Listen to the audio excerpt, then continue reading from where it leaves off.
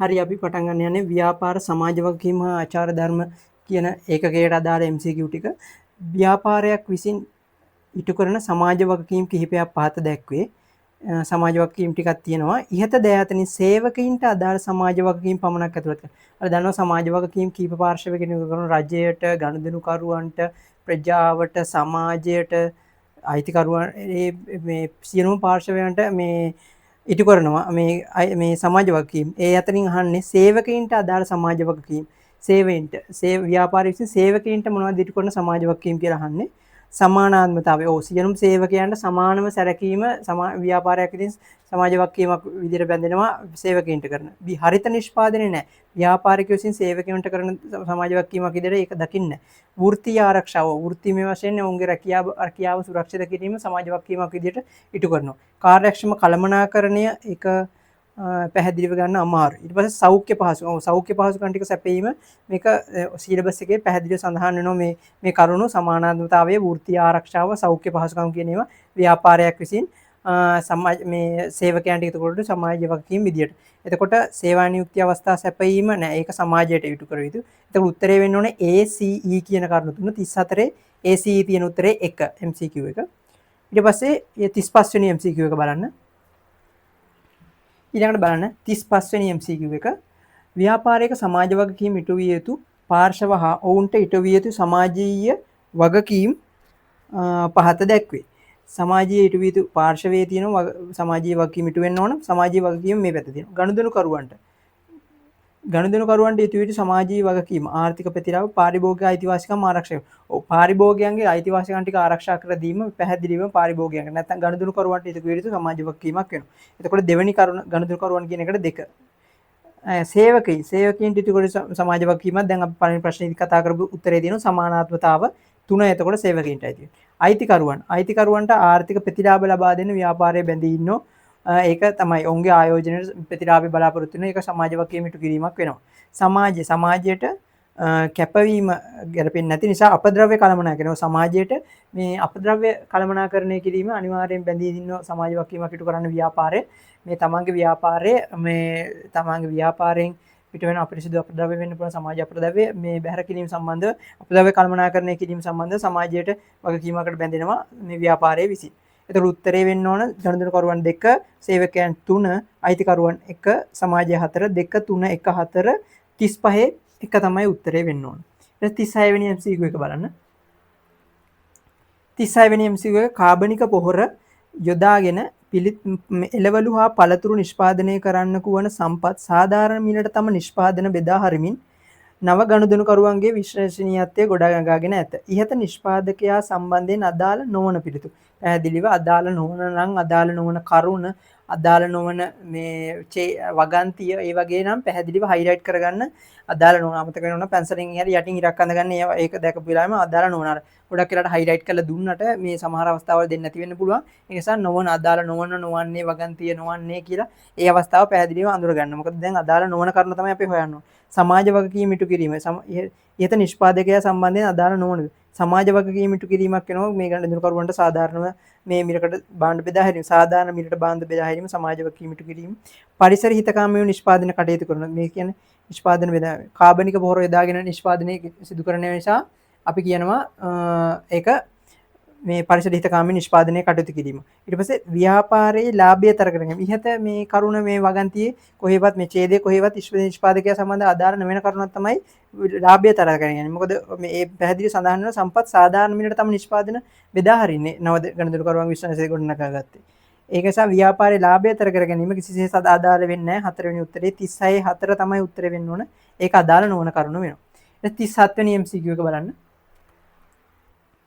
ඊට පස්සේ 37 වෙනි MCQ එක සමාජ වගකීම් ඉටු කිරීමෙන් ව්‍යාපාරයට ප්‍රතිලාභ අයත් කාණ්ඩ වෙනවා. අපි ව්‍යාපාරයේ සමාජ වගකීම් ඉටු කරද්දී ගනුදෙනුකරුවන්ට, සේවකයන්ට, අයිතිකරුවන්ට, සමාජයට වගේ අයට සමාජ වගකීම් ඉටු කරද්දී ඒ පෙරලා ඒ සමාජ වගකීම් ඉටු කිරීම නිසා ආයතනයට අත්වන ප්‍රතිලාභ තියෙනවා. ඒක නිසා ඒ දේවල් ගැන අවබෝධයක් තියෙන්න ඕන.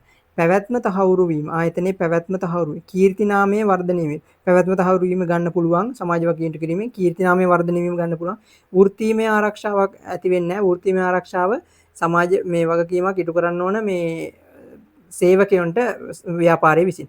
පැවැත්ම තහවුරු වීම හරි ගනුදෙනුකරුවන්ගේ පක්ෂපාතීත්වය හරි තරඟකාරීත්වය වර්ධනයක් වෙන්නේ නැහැ සමාජ වගකීම් ඉටු කරා කරගෙන කියලා තරඟකාරීත්වය පහසු වෙනවා. මොකද ගනුදෙනු මේ අනිකුත් තරඟකාරී ආයතන අතර අපි හරියට සමාජ වගකීම් ඉටු කරනවායි කියන්නේ අපි ආයතනයේ විශ්වසනීයත්වයක් තියෙනවා ගනුදෙනුකරුවන්ට, සමාජයට, රජයට. ඒ ආයතන වලින් මේ අපිට තරඟකාරීත්වය පහසු වීමක් වෙන්නේ, තරඟකාරීත්වය වර්ධනයක් වෙන්නේ මේ සමාජ වගකීම් ඉටු කරා කියලා. එතකොට තරඟකාරීත්වය වර්ධනය කියන එක නැති නිසා තියෙන නිසා ඒක ගන්න බෑ. ගනුදෙනුකරුවන්ගේ පක්ෂපාතීත්වය හරි මේ වෘත්තීමය ආරක්ෂාව නැවතත් අර පළවෙනි උත්තරේ තියෙන වෘත්තීමය ආරක්ෂාව ගැලපෙන්නේ නැහැ. ඒක ගන්න බෑ. ගනුදෙනුකරුවන් තෘප්තිමත් වීම. අනිවාර්යෙන් ගනුදෙනුකරුවන් තෘප්තිමත් වෙනවා සමාජ වගකීම් තමන්ට නීතිපාලී සාධාරණයට බාරන සැපීම, ගුණත්වයෙන් යුතු බාරන සැපීම, මේ පාරිභෝගික අයිතිවාසිකම් ටික ආරක්ෂා කරලා දෙනකොට ගනුදෙනුකරුවෝ තෘප්තිමත්. කීර්තිනාමයේ වර්ධනය වීම. කීර්තිනාමය අනිවාර්යෙන් මේ කටයුතුත් එක්ක කීර්තිනාමයේ වර්ධනය වෙනවා. සමාජ වගකීම් ඉටු කරන යුතු සමාජයේ පිළිගැනීමට ලක් වෙනවා. රාජ්‍ය ආයතන වල පිළිගැනීමට ලක් වෙනවා. මේ ගනුදෙනුකරුවන්ගේ පිළිගැනීමට ලක් වෙනවා. ඒක හොඳ තත්ත්වයක්. කීර්තිනාමයේ වර්ධනය වෙනවා. පැවැත්ම තහවුරු වෙනවා. අනිවාර්යෙන් ව්‍යාපාරයේ පැවැත්ම තහවුරු වෙනවා. සමාජ වගකීම් ඉටු කරනවා කියනවන්නේම ව්‍යාපාරයේ හොඳ තැනක හැමදාම රඳා පවතිනවා කියන එක. එතකොට උත්තරේ 37 4 වෙනි MCQ එක මේ 37 වෙනි ප්‍රශ්නට අදාළව 4 තමයි උත්තරේ. 37 4 වෙනි. 38 වෙනි ප්‍රශ්නේ බලන්න. 38 වෙනි ප්‍රශ්නේ බලන්න. ව්‍යාපාරයක් විසින් ගනුදෙනුකරුවන්ට හා සේවකයන්ට ඉටු කළ යුතු සමාජ වගකීම් පහත දැක්කේ. දැන් ඔයාලට මේ ප්‍රශ්න කීපයකදීම එක පිට අහු නිසා මේක ගැන පොඩි අවබෝධයක් දැන් තියෙනවා. බලන්න. ඒ සාධාරණ වීම.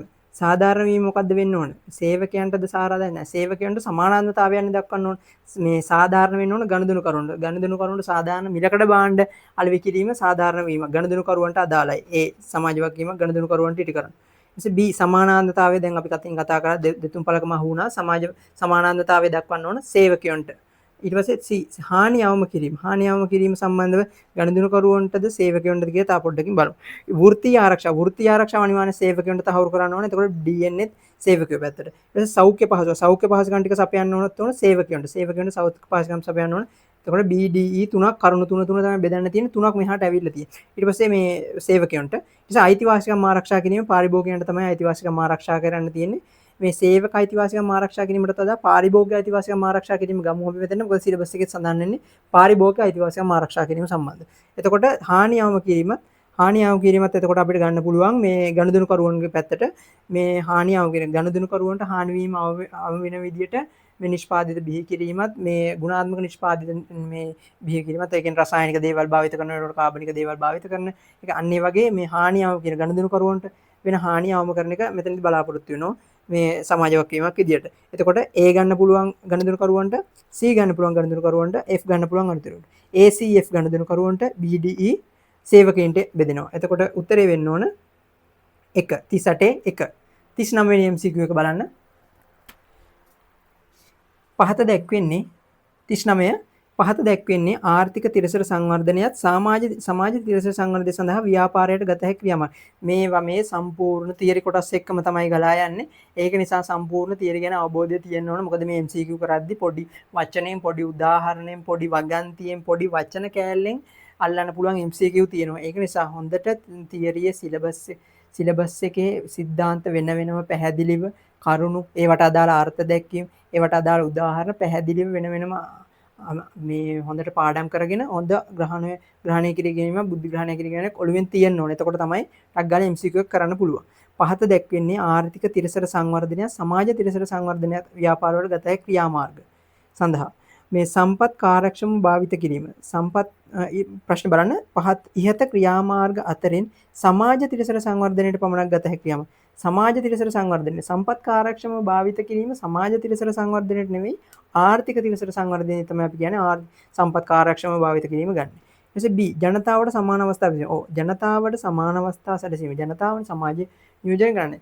ජනතාවට සමාන අවස්ථා සැලසීම සමාජ තිරසර සංවර්ධනයේදී ගන්නව පියවර. රැකියා නිර්මාණය ගන්නත් බැහැ මෙතෙන්ට. ඒකත් ආර්ථික තිරසර සංවර්ධනයට අදාළ වෙන්නේ. සමාජ ඒකාග්‍රතාව. සමාජයේ ඒකාග්‍රතාවයත් අනිවාර්යෙන් සමාජ තිරසර සංවර්ධනයේදී බලාපොරොත්තු වෙන දෙයක්. අවදානම් කළමනාකරණය මේ ආර්ථිකයේ අවදානම් කළමනාකරණය කර ගැනීම තමයි පැහැදිලිවම අඳුරගන්නේ. ආර්ථික තිරසර සංවර්ධනය යටතේ තියෙන අවදානම් කළමනාකරණය කියලා අර සිලබස් එක ගැන හරිය අවබෝධයෙන් අදාළ කරුණු පැහැදිලිව අවබෝධ කරගන්න ඕන.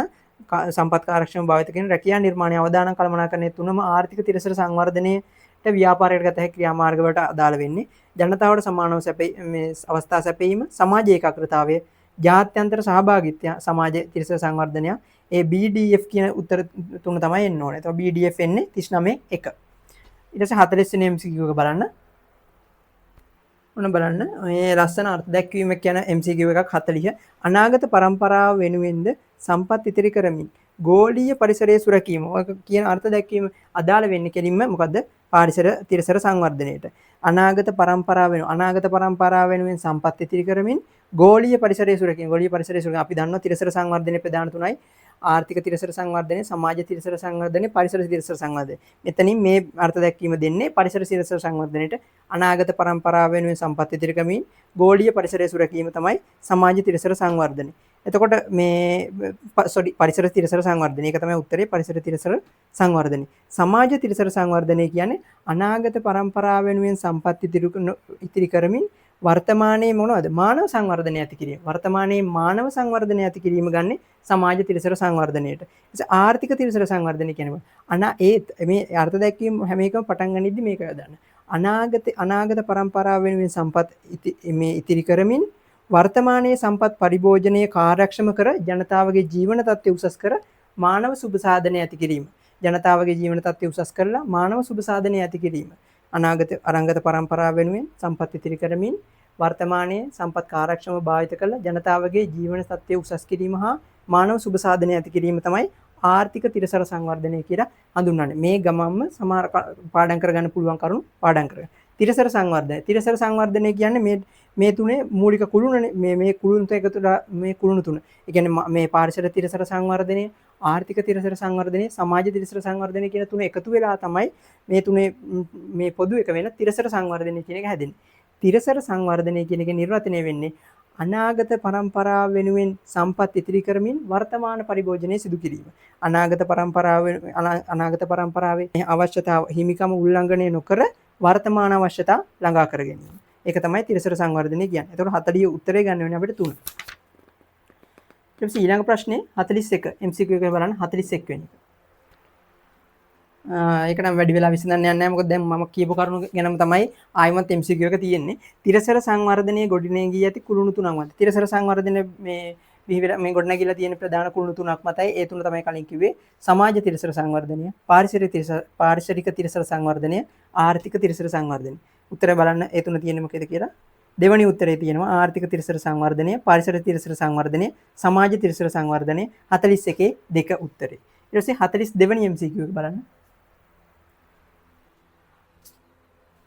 42 සුළු පරිමාණ ව්‍යාපාරිකයන්ගේ රැස්වීමක් අමතා ප්‍රාදේශීය ලේකම් කළ කතාවක උපුටනයක් පහත දැක්වේ. ඔබ ව්‍යාපාරිකයෙකු වශයෙන් බලන්න මේ ප්‍රශ්නේ මොකක්ද කියලා අහන්න. ඉහත තොරතුරු අනුව ව්‍යාපාරික ආචාර ධර්ම යන නිවැරදිව පැහැදිලි කරන ප්‍රකාශය. බලමු මේ නිර්වචනේ මේ වගන්තිය තියෙනවද කියලා. නැත්නම් කොහොමත් අපි දන්න විදිහට ගමු. මේ ඔබ ව්‍යාපාරිකයෙකු වශයෙන් ගනුදෙනුකරුවන් හොඳින් හඳුනාගෙන කටයුතු කළ යුතුයි. ව්‍යාපාරිකයන් ආචාර ධර්ම පිළිපදින්න ඕන. ව්‍යාපාරය සමග කටයුතු කරන සියලුම පාර්ශවවලට යහපතක් සිදුවන ආකාරයට හොඳ නරක පිළිබඳව අවබෝධයෙන් කටයුතු කළා. ඔන්න එතකොටම අහුවෙනවා ව්‍යාපාර ආචාර ධර්ම කියන්නේ මොකද්ද? ව්‍යාපාරයේ ක්‍රියාල්මක් දක්වන සියලුම පාර්ශවයන්ට යහපතක් වන ආකාරයෙන් හොඳ නරක සොයා බලා කටයුතු කිරීම.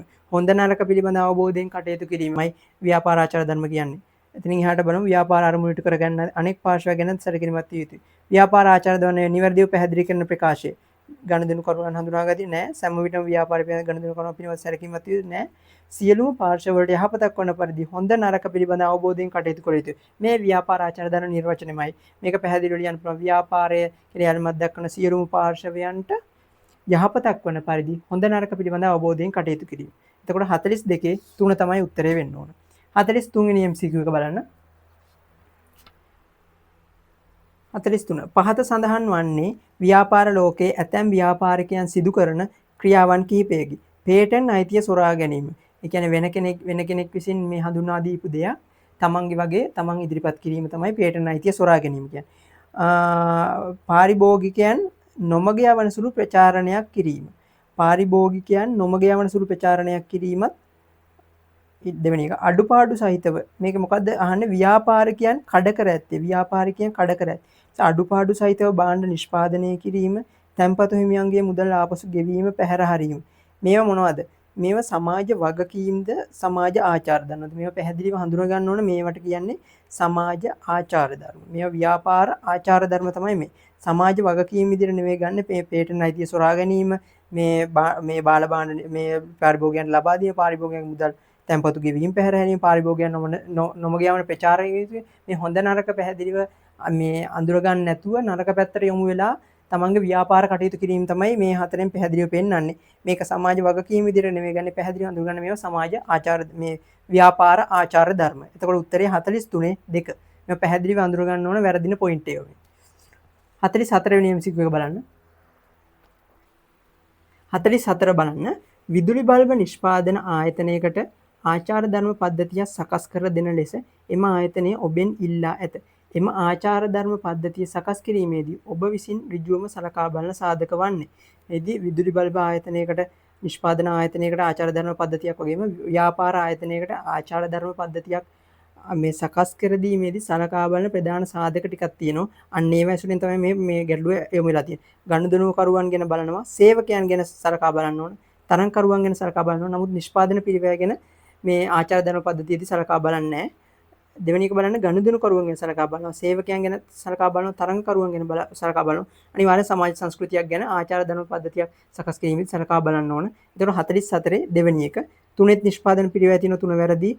4 කළමනාකරුවෝ අදාළ නැහැ, ව්‍යාපාර සැලසුම් අදාළ නැහැ. එතකොට 4 ගන්නත් බෑ. 5 වෙනි එක ජීවන වියදම ගන්න බෑ. එතකොට ඒ උත්තර අයින් වුණාට පස්සේ නිවැරදිම උත්තර 4ක් තියෙන එකේ මේ දෙවෙනි පිළිතුරේ 44 2. එතනින් ඒත් එක්කම මේ සමාජ වගකීම් හා ආචාර ධර්ම කොටස ඉවරනවා. ඊට පස්සේ රාජ්‍ය හා ව්‍යාපාර MCQ ටික පටන් ගන්නවා. පළවෙනි MCQ එක බලන්න 45. අපි වේගෙන් අදාළ ටයිමින් අරගෙන කරගෙන යමු. මේ MCQ 350ක් දක්වා යන්න තියෙනවා. දැන් අපි ඉන්නේ 350න් 45. දැන් පටන් අරගෙන දැන් පාඩම් දෙකක් ඉවරයි. තුන්වෙනි පාඩමට ඇවිල්ලා තියෙනවා රාජ්‍ය හා ව්‍යාපාර. දැන් 45 වෙනි MCQ එකේ ඉන්නේ. ඒක කරගෙන යද්දී වලට තේරෙයි සිලබස් එකේ 30ත් 40ත් අතර තියරිත් අපි කවර් කරගෙනමයි යන්නේ. හරි 45 වෙනි MCQ එක බලන්න.